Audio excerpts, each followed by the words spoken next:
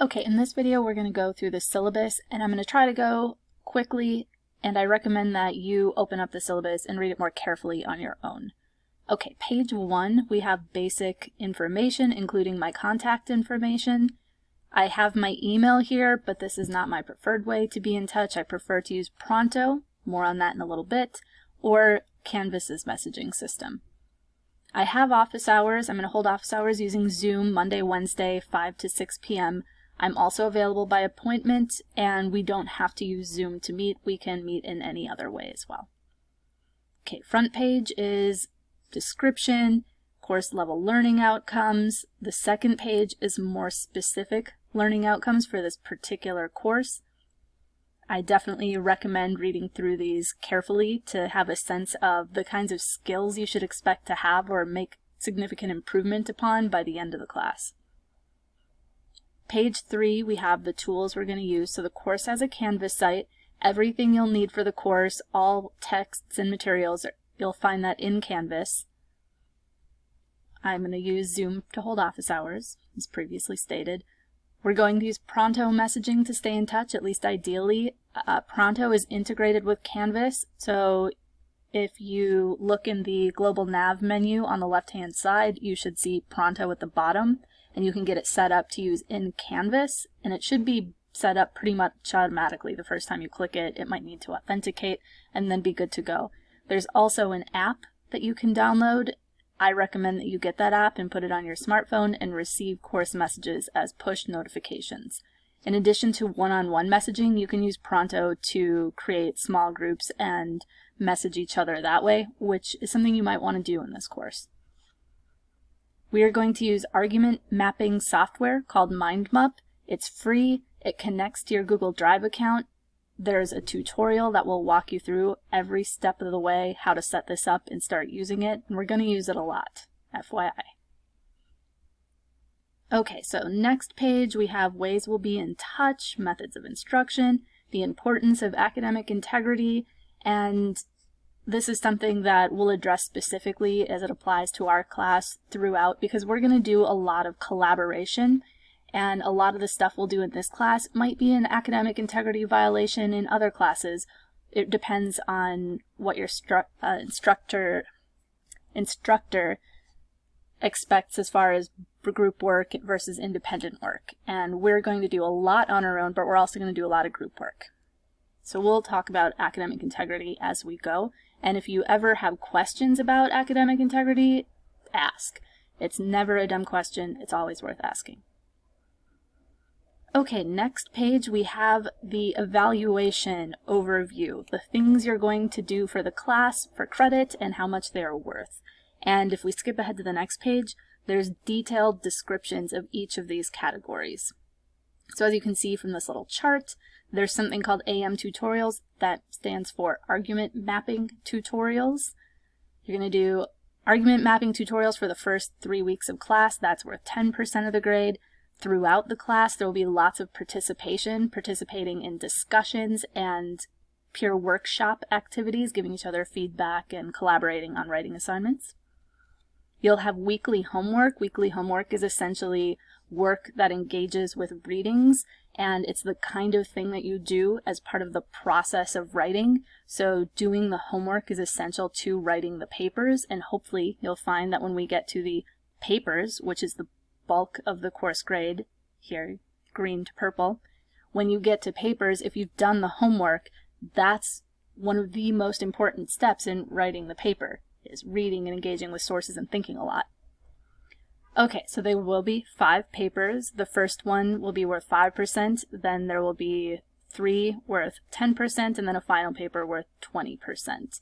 And the first 4 papers are shorter. These are going to be about 2.5 to 5 page papers, and the 2.5 to 3 page range will be appropriate for many of them, but up to 5 is acceptable for what it's worth. For this class, there won't be grading on the basis of length itself, but rather there's, did you do what you needed to do in the space that you had?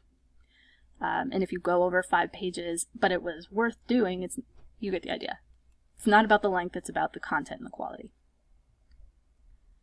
Okay, so the first 4 papers, the expectation is 2.5 to 5 pages, and for the last paper, we're looking at 5+ pages, 5 to 8 perhaps. Okay, there's more information here on category breakdown, like how many of things and how much they're worth. Maybe read through that, and basic letter grade, what an A, B, C counts as. And like I said, the next page has more detailed information about each category. So there's going to be something called check-ins. Approximately every 3 weeks you'll check in Canvas. This is something that only takes a couple of minutes to do. There will usually be something I'll ask you to reflect on, but it's also an opportunity to just say how you're doing, ask questions, or give me feedback. It's a way that we can stay in touch and make sure that you are comfortable and caught up and meeting your goals for the class. So there'll be 5 opportunities to do that. Like I said, there will be these argument mapping tutorials. You're going to complete these in Canvas. Canvas is going to call them quizzes, I think, or tests, I forget. I think it's quizzes. But they're not quizzes. They're not something you're supposed to have studied for. Instead, I used Canvas's quiz tool to create them. So when you open up the quiz, the first page will be a video lecture, and then the next page will be a practice problem, and then the next page will be the answer to that practice problem, and if you got it wrong, you can go back and update your answer. So everyone should get full credit on the argument mapping tutorials.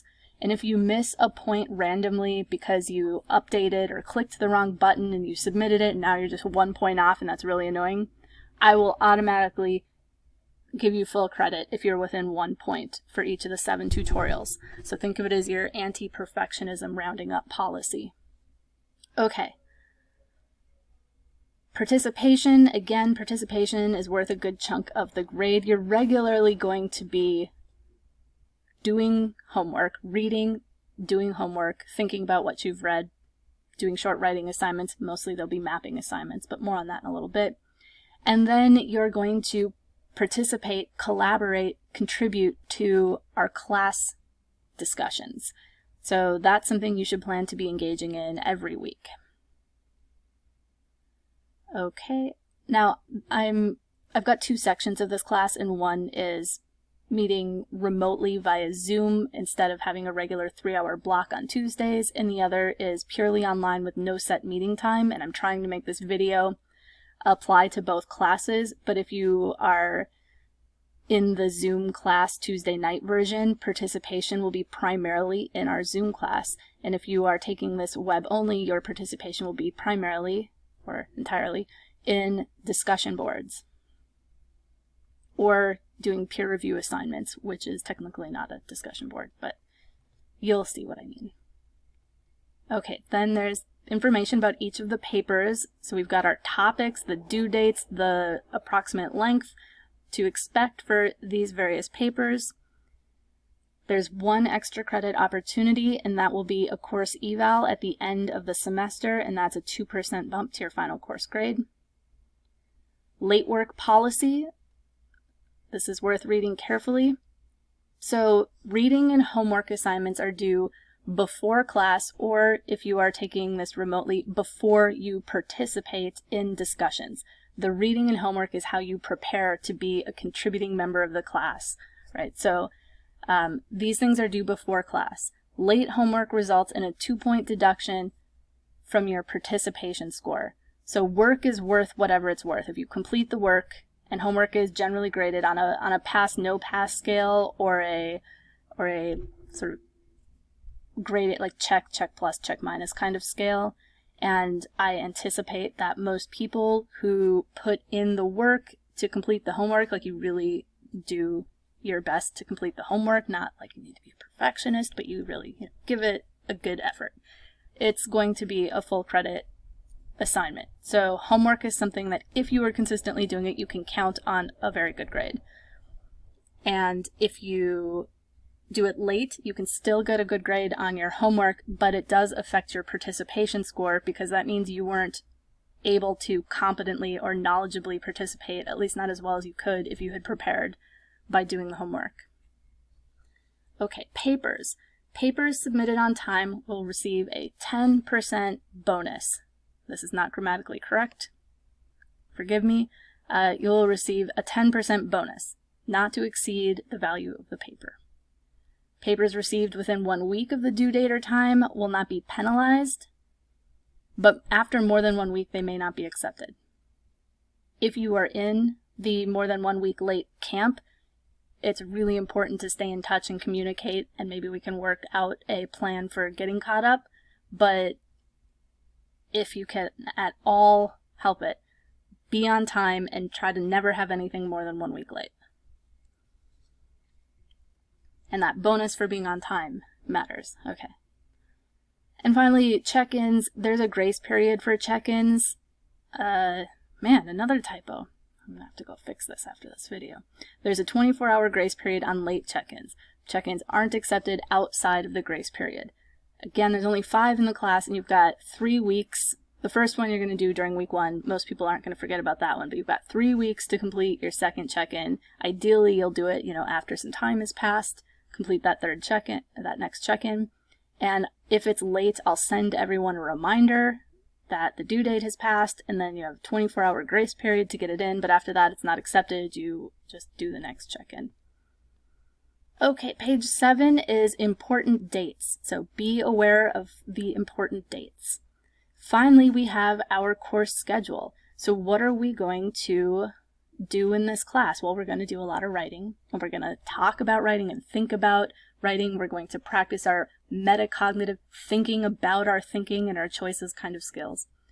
But what about topics? So I have in these sort of light gray boxes the major topics for the course. So the first one is cereal soup. You might think, this is what I signed up for, but I promise we'll get something intellectually valuable out of talking about this question and writing a paper that responds to the prompt. So our first question is cereal soup? And for the first couple of weeks, we're primarily going to focus on argument mapping. We're practicing our argument mapping skills. Okay, the next question is it all relative? What is morality anyway? So we're going to read a number of really fun papers about moral relativism and about divine command theory, the theory that morality is dependent upon God and God's commands. So we'll look at that topic. Our next topic is there a moral duty to vote?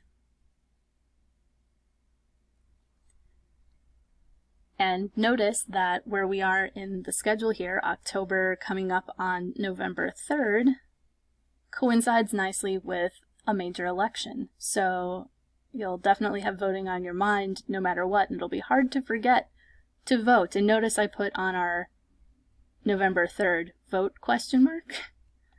Because we're going to be talking about whether or not there is a moral duty to vote, if you can, obviously. So 2 of the topics that are going to come up in is there a moral duty to vote are, is it rational to vote? Like for individuals, is it rational to vote? It might be especially rational for a group of people in an organized way to vote, but what about as a single individual? And is there a moral duty to vote? Then we'll move on to essentially criticisms of democracy and the democratic process. So our big picture topic here is this what democracy looks like? And you're going to write 2 shorter papers on this topic. You've got a choice of 3A or 3B, and 1 longer paper that's on the topic of is this what democracy looks like? So the shorter ones, we're going to talk about compulsory voting and expanding voting rights. And we're going to talk about political ignorance and whether or not knowledge should be a criterion for voting, or whether we should scrap elections altogether and randomly select our government officials. Okay, so that is the overview of the syllabus and the topics for the course. I look forward to getting to know everybody and working with you. This is going to be a highly collaborative class where we talk about these topics in detail and read each other's work and get a lot of feedback and see a lot of writing, talk about a lot of writing, revise our own writing, work on our process, and in the process of that, develop our ability to think and argue and communicate our thinking and arguments clearly and persuasively. Okay, if you have any follow-up questions about the syllabus, don't hesitate to reach out, again, ideally by pronto or a Canvas message.